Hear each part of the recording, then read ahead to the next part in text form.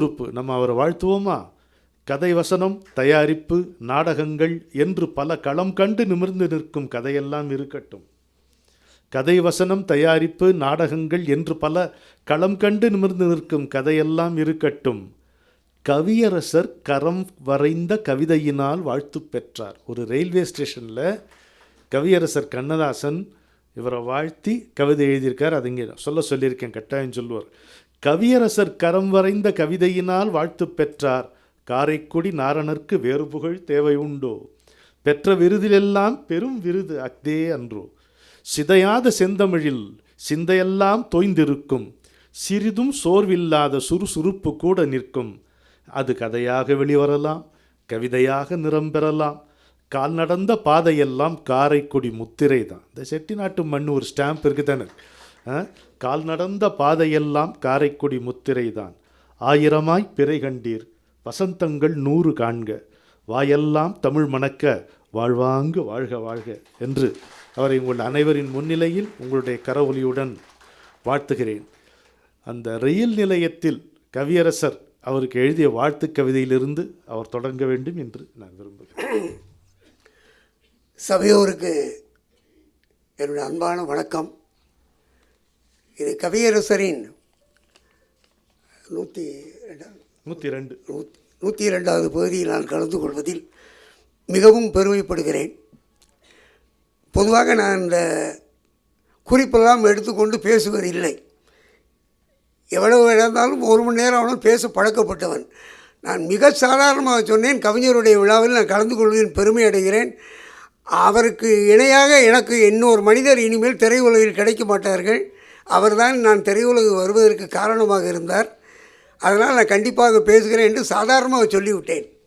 ஆனால் ஒரு 10 பாட்டை அவர்கள் செலக்ட் பண்ணி எனக்கு அனுப்பியதும் கிட்டத்தட்ட நேற்று முழுக்க உட்கார்ந்து இன்றைக்கும் தூக்கத்தை கெடுத்துக்கொண்டு முக்கியமான விஷயங்கள் சொல்ல வேண்டும் என்று எழுதி வந்தேன். இல்லாவிட்டால் நான் குறிப்பு வைத்துக் கொள்வதில்லை. ஆனால் எதுவும் தவறி போய்விடக்கூடாது அப்படி என்பதற்காக எழுதியிருக்கேன். அதனால் நான் கையில் குறிப்பு வைத்திருப்பதற்காக யாரும் தவறாக எடுத்துக்கொள்ள வேண்டாம், அதை முன்கூட்டி சொல்லுகிறேன்.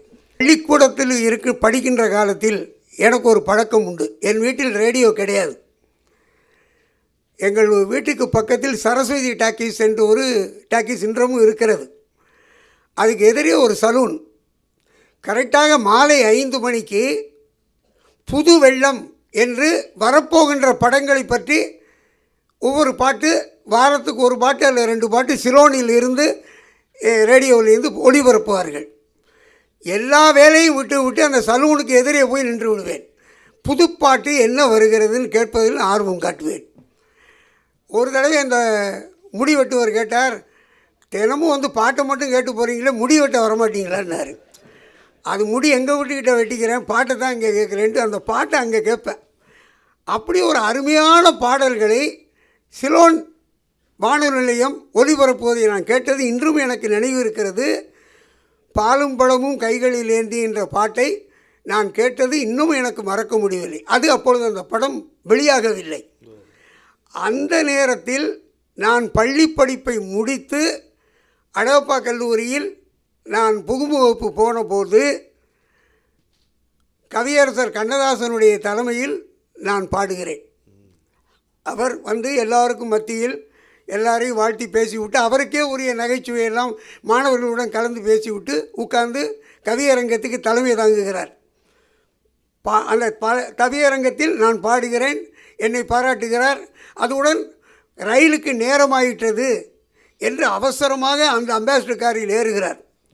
எனக்கோ ஒரு 40 பக்க புத்தகத்தில் 4 பாட்டு எழுதி வைத்து கொண்டு அவரிடம் காட்டி கையெழுத்து வாங்க வேண்டும் என்ற ஆர்வம். ஆனால் என்னை பிடித்து தள்ளுகிறார்கள். யோ, ரயிலுக்கு டைம் ஆச்சு அப்படியா, நீ என்ன இந்த நேரத்தில் கொண்டாந்து காட்டுறேன். இல்லை கவிஞர்கிட்ட ஒரே ஒரு கையெழுத்து வாங்கணும் அப்படின்னு அவர்கிட்ட ரொம்ப கெஞ்சி அவர்கிட்ட கேட்குறத கவிஞர் கேட்டுட்டார். என்னப்பா என்ன பிரச்சனை, இதான் பிரச்சனை, நீ வண்டியில் ஏறிக்க அப்படின்னாரு. அவருடைய அம்பாசிடரில் நான் ஏறிக்கிட்டேன். அழகப்பா கல்லூரிக்கும் அந்த காரைக்குடி ரயில்வே ஸ்டேஷனுக்கும் அதிகமாக போனால் அந்த காலத்தில் டிராஃபிக்கெல்லாம் இல்லை. நான் சொல்லுகின்றது 1962. 3 நிமிஷத்தில் போய்விடலாம். அவர் காரில் ஏற்றி கொண்டு குடு சீக்கிரம் கொடுன்னாரு. உடனே அந்த லைட்டை ஓரமாக வண்டியை நிறுத்தினார். டிரைவர் சொல்கிறார், இல்லை சார் ட்ரெயினுக்கு டைம் ஆச்சு, விழுப்பா ஓரமாக கொஞ்சம் நிறுத்துப்பா அப்படின்னு நிறுத்துறாரு. அந்த லைட்டை அவரே போட்டார். என்னுடைய நோட்டை 4 பக்கம், அதாவது எனக்காக பார்த்தார், அவர் படிக்கவே இல்லை. நான் வருத்தப்படுவேன்னு படித்த மாதிரி சிரிக்கிறாரு. ஒன்றுமே படிக்கல அவர். அவருக்கு ரயில் போகிற நேரம், ஆனாலும் என் மனம் புண்படுமேன்னு அதை படிக்கிற மாதிரி படிக்கிறார். படிச்சுட்டு இப்போ என்ன பண்ணணுங்கிறாயினார். இல்லை, உங்கள் கையால் 4 வார்த்தை எனக்கு எழுதி கொடுங்க. உடனே கடைசி பக்கத்தில் அவர் எழுதி கொடுத்தார். 3/11/62 காரைக்குடி. நண்பர் நாராயணன் அவர்களின் கவிதைகள் சிலவற்றை கண்ணுற்றேன். கவிதைக்குரிய ஓசை சிறப்பு பறக்க விரிந்து கிடக்க கண்டேன். இந்த உள்ளம் எதிர்காலத்தில் பெரும் மலராய் மலர்ந்து மனம் வீசும். நம்பிக்கை ஒளியை இக்கவிதை நூல் தருகிறது. அன்பன் கண்ணதாசன்.